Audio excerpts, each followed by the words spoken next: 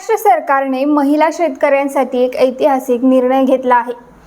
महाराष्ट्र महिला शेतकरी सक्षमीकरण विधेयक 2026 मंजूर करून महिलांना प्रथमच स्वतंत्र शेतकरी म्हणून कायदेशीर मान्यता देण्यात आली आहे। विशेष म्हणजे असा कायदा करणारे महाराष्ट्र हे देशातील पहिले राज्य ठरले आहे।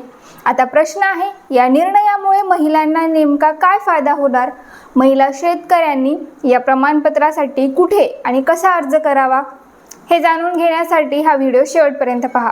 नमस्कार, मी श्वेता, तुम्ही पाहताय Azad Marathi. Woman farmer empowerment bill राज्यातील महिला शेतकऱ्यांना स्वतंत्र शेतकरी म्हणून कायदेशीर मान्यता देणारे महाराष्ट्र हे देशातील पहिले राज्य ठरले आहे। या संदर्भात काल विधानसभेत कृषी मंत्री दत्तात्रय भरणे यांनी महाराष्ट्र महिला शेतकरी सक्षमीकरण विधेयक 2026 सादर केले असून या विधेयकामुळे महिलांना शेतकरी म्हणून स्वतंत्र आणि कायदेशीर ओळख मिळाली आहे। आतापर्यंत अनेक महिला शेती दिवसभर राबत होत्या, मात्र कागदोपत्री त्यांना शेतकरी म्हणून ओळख मिळत नव्हती। त्यामुळे बँक कर्ज, सरकारी अनुदान आणि अनेक योजनांचा लाभ घेण्यात अडचणी येत होत्या।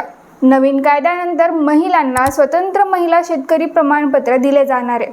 या प्रमाणपत्राच्या आधारे महिलांना शेतकरी म्हणून अधिकृत ओळख मिळेल। या नव्या विधेयकामुळे शेतकरी महिलांच्या हक्कांचे संरक्षण अधिक मजबूत होणार असून त्यांना बँक कर्ज मिळवणे, विविध शासकीय योजनांचे अनुदान मिळवणे तसेच इतर कल्याणकारी योजनांचा लाभ घेण्याचा मार्ग मोकळा झाला आहे।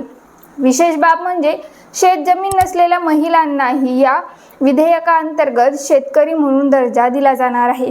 या कायद्याच्या अंमलबजावणीमुळे शासकीय कल्याणकारी योजनांची अभावी अंमलबजावणी सुलभ होणार आहे।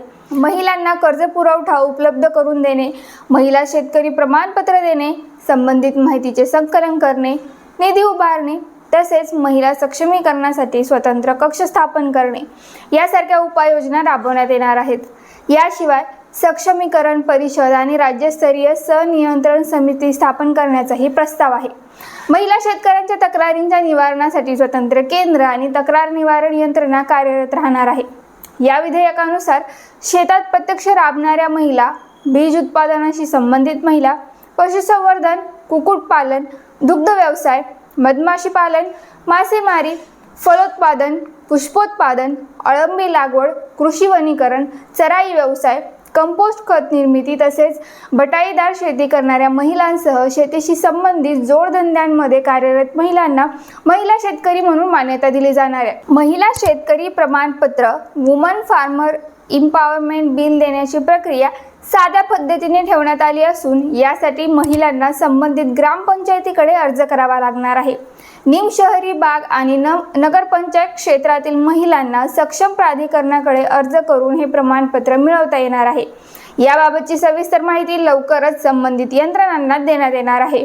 या कायद्यामुळे राज्यातील महिला शेतकऱ्यांचा स्वतंत्र डिजिटल डेटाबेस तयार होणार असून त्यांच्या सक्षमीकरणासाठी महाराष्ट्र राज्य महिला शेतकरी निधीची स्थापना केली जाणार आहे।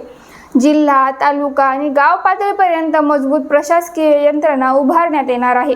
मुख्य सचिवांच्या अध्यक्षतेखाली राज्यस्तरीय देखरेख समिती या संपूर्ण कायद्याच्या अंमलबजावणीवर देखरेख ठेवणार आहे।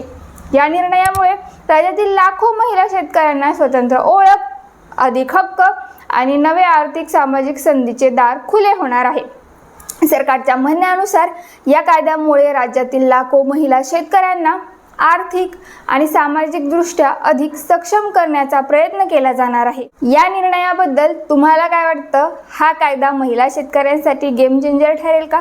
तुमचं मत कमेंटमध्ये नक्की सांगा। धन्यवाद।